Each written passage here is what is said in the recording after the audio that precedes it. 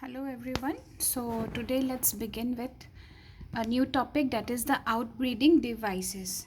Now, outbreeding devices means those particular devices which help in promoting the cross pollination. Okay? That means suppose there are some particular type of plants which are basically monoecious, that means they possess both the sex organs, but sometimes what happen, due to some type of mechanical barriers, they are unable to undergo self pollination and they have to perform cross pollination. So those devices which are promoting cross pollination, those are called the outbreeding devices. Now basically there are 6 types of outbreeding devices. The first is the dicliny or unisexuality. Okay, now this particular process here, it includes both monoecious and dioecious plants. Okay, now those monoecious plants which bear both the sex organs, now due to their pollination mechanism, they actually prevent autogamy but not geitonogamy. Okay, that means they are monoecious, they bear both sex organs, but their particular type of pollen and pistil interaction does not take place. That means the pollens are not compatible for that particular stigma. That's why they have to perform cross pollination. Again, in case of dioecious plant, definitely they bear only one sex organ. That's why they have to perform cross pollination. As for example, maize, which is a monoecious plant, and papaya, which is a dioecious plant. So in these plants, cross pollination is the only means. Now next is the dichogamy. Dichogamy, it is observed in case of bisexual flowers, okay, where anthers and stigma, they mature at different times. Okay, and if they mature at different times, definitely then self pollination cannot take place. Now it is again of two types. One is called protandry, other is called protogyny.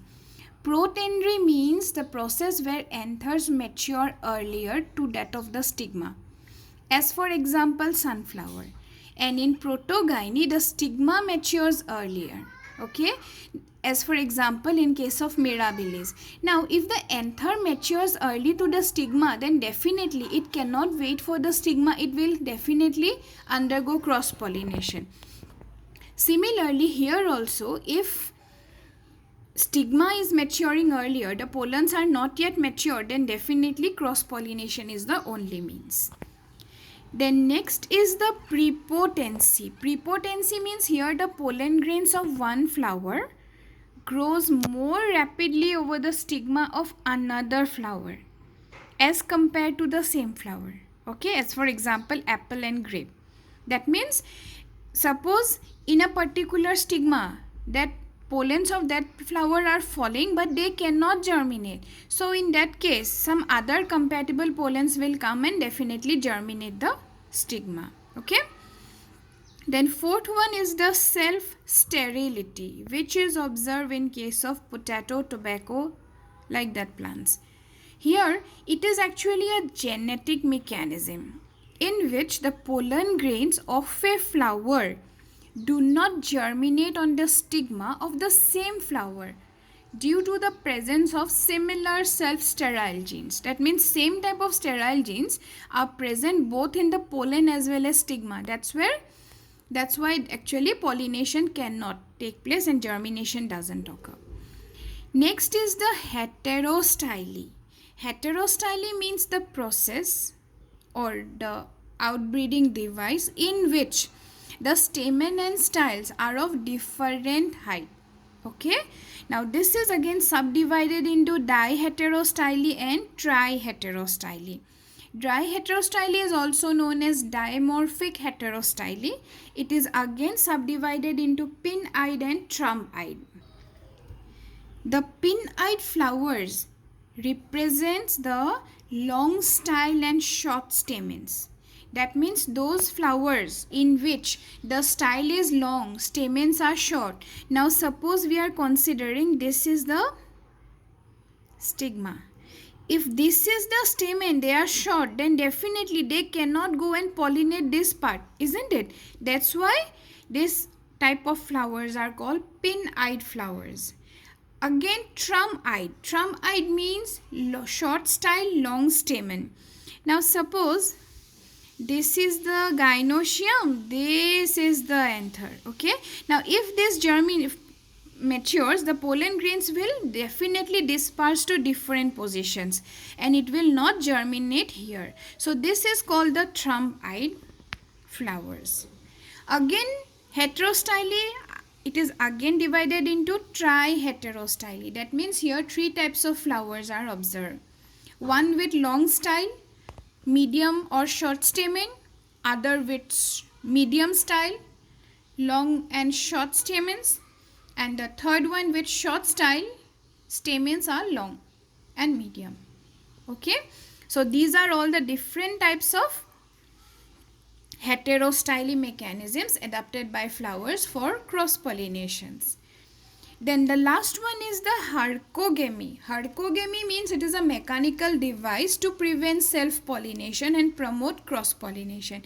That means the particular flowers, they will adapt some type of mechanical barriers which will definitely stop self-pollination. Now, in some flowers, the anthers become extros. That means they are turned outwards, for which they cannot pollinate that particular stigma. Now in case of pansy, the anthers are exposed but the stigma, it remains in a flap. That means it is covered, for which the pollens cannot pollinate and reach the stigma. Then in Kalmia, the stigma is exposed whereas the pollens remain inside the corolla pockets. Okay. And now pollens are closed, so definitely insect or birds have to, or some agent have to come and take the pollens to the stigma. Then in Gloriosa and Clerodendron, the mature stigma and anthers occur in different positions. If the positions are different, definitely pollination cannot take place. Then in case of Salvia, there is a lever mechanism or turnpike mechanism in which the pollens shed at the back of the visiting insect. That means the insect at their back positions, the pollens are dispersed or shed off, which they will carry and take to different areas. Okay. Then in Calotropis, that is, and many orchids, the pollen grains occur in sacs which are known as pollinia. Okay, and two adjacent pollinia, they are attached with a common sticky corpusculum which forms a translator, and this translator is only lifted by insects. That's why self-pollination cannot take place in this type of flowers. Again in case of Aristolochia, here what happened? It has a foul-smelling pitfall, protogynous flower. So the insect here gets entrapped, and when the anthers are mature, only it releases the insect at that particular time. Okay. So these are all natural type barriers. The different flowers, they adapt different type of mechanisms for which they are preventing self-pollination and promoting cross-pollination. Isn't it really surprising to see all these types, isn't it? Because we normally see pollens falling on stigma, but see in these flowers, definitely the mechanism is completely different. Okay. Now, next is the pollen-pistil interaction. Now, when the pollen is definitely falling on the stigma, so some particular chemistry has to be there. Okay, for fertilization. So that is the compatibility incompatibility reactions. The pollens, they will secrete, they have some proteins. The stigma, they have some proteins, so they form a chemical lock. That chemical lock definitely helps the pollen to germinate and put forth its germ tube to reach the ovary. Okay.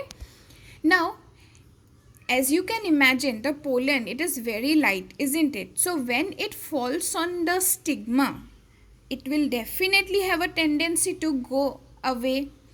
So whenever the pollen falls, immediately the stigma secretes a sticky sugary juice which holds the pollen in its position.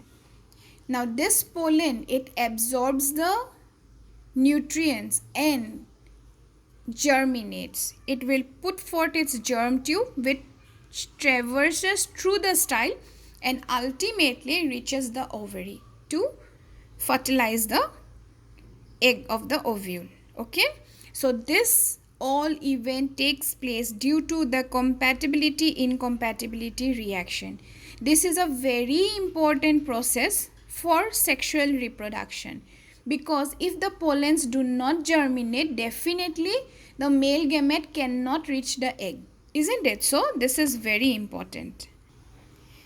This mechanism also helps the plant breeders to obtain hybrids between different species. Okay, that means it helps in the agricultural methods also. So these two are the main things for, that means pollination we have earlier studied. Then these are the extra devices, this is the interaction. So these all things basically leads to the process of sexual reproduction and fertilization process. Okay, so go through the videos properly, go through it. If you have any problem, then please let me know. Hope this is clear to you. If you have any problem, please let me know.